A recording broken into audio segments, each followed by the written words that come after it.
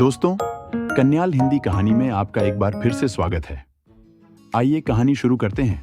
यह एक ऐसी कहानी है जो आपको अंत तक बांधे रखेगी और हर मोड़ पर सस्पेंस और रहस्य बना रहेगा। यह एक रहस्यमय और सस्पेंस से भरी कहानी है जहां सच्चाई का खुलासा अंत में होता है। बहुत समय पहले की बात है जब भारत के एक बड़े साम्राज्य पर राजा वीरेंद्र सिंह का शासन था। राजा वीरेंद्र सिंह एक वीर योद्धा, बुद्धिमान प्रशासक और प्रजा का प्रिय राजा था। उसके शासन में प्रजा सुखी थी और उसका भव्य महल और भी रहस्यमयी था। लेकिन एक चीज ने सभी को चौंका रखा था, राजा की 7 पत्नियां।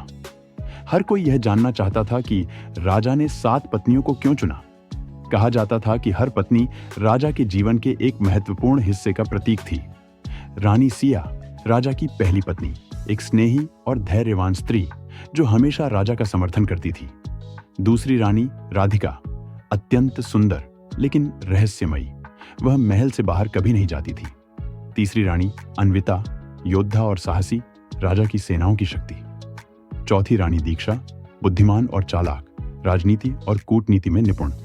पांचवी रानी प्रिया, राजा के दिल के सबसे करीब, लेकिन उसमें एक अनजाना डर था। छठी रानी माया, हमेशा राजा को चुनौती देती, परंतु उसमें एक अजीब सी बेचैनी थी।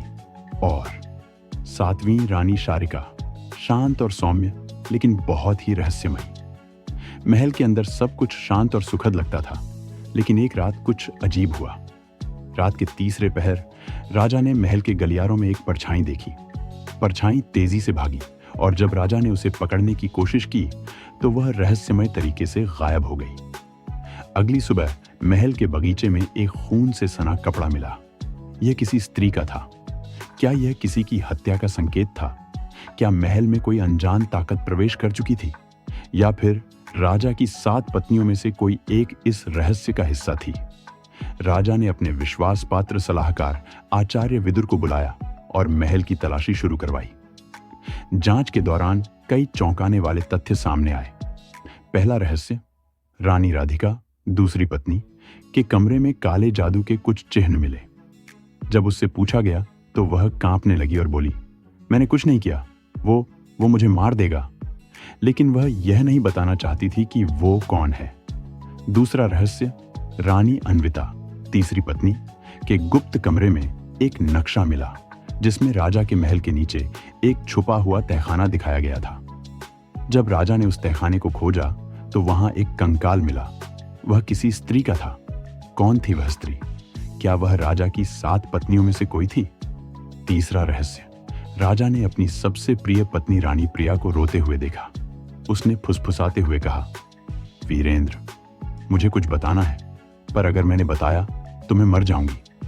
राजा ने उससे कहा कि वह निर्भय होकर बोले।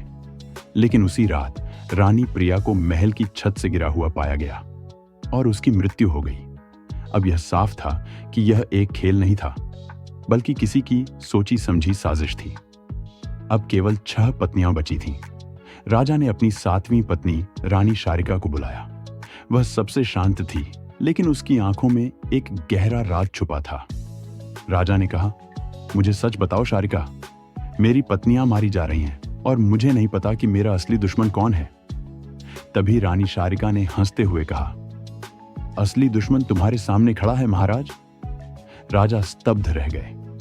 रानी शारिका एक सामान्य स्त्री नहीं थी, बल्कि राजा के सबसे पुराने दुश्मन राजा रुद्रसेन की बेटी थी। उसने बदला लेने के लिए राजा वीरेंद्र सिंह से विवाह किया था। राजा की बाकी सभी पत्नियां यह राज जानती थीं, लेकिन कोई भी कुछ कहने की हिम्मत नहीं कर पाई। रानी प्रिया को सच बोलने की कोशिश में मार दिया गया। महल में कंकाल रानी राधिका का था, जिसे शारिका ने मारा था। रानी शारिका ने सब कुछ योजनाबद्ध तरीके से किया ताकि अंत में वह राजा को मार सके। जब रानी शारिका ने राजा को मारने की कोशिश की, तभी रानी अन्विता, योद्धा पत्नी, ने उसे मार दिया। मृत्यु से पहले रानी शारिका ने कहा, तुमने मुझे मार दिया, पर यह कहानी यहीं खत्म नहीं होगी। मेरा बदला पूरा होगा। राजा वीरेंद्र सिंह की आंखों में दर्द था। उसकी 7 पत्नियों में से केवल 4 जीवित बची थीं। लेकिन क्या यह सच में अंत था या फिर शुरुआत? राजा रात को इस पूरे घटनाक्रम के बारे में सोच रहे थे। तब उन्होंने एक बार फिर वही परछाई देखी। आखिर इस परछाई के पीछे कौन था? राजा को लगा कि कहीं कोई और भी उसकी मौत की साजिश रच रहा है, और इस तरह यह रहस्य अधूरा रह गया। क्या यह कहानी यहीं खत्म होती है, या फिर राजा के दुश्मन अभी भी जिंदा हैं? परछाई के पीछे कौन है? क्या कोई और भी महल में छुपा है जो बदला लेना चाहता है? यह सिर्फ एक अध्याय था, सच्ची कहानी अभी बाकी है। राजा की हर पत्नी का एक रहस्य था, और उसकी 7वीं पत्नी सबसे बड़ा राज थी। अंत में सच तो सामने आता है, लेकिन राजा के सामने अभी भी कई अनसुलझे सवाल थे। क्या आपको यह कहानी पसंद आई? अगर हाँ, तो इसका अगला भाग भी जल्दी आएगा, जिसमें राजा के आगे की यात्रा और उसके नए दुश्मनों का खुलासा होगा। इस पूरी कहानी को देखने के लिए आप कन्याल हिंदी कहानी के साथ बने रहें। दोस्तों, इस कहानी का पहला भाग आपको कैसा लगा? कमेंट करके जरूर बताना। साथ ही वीडियो को लाइक और शेयर करके चैनल को सब्सक्राइब भी कर देना। बहुत बहुत धन्यवाद।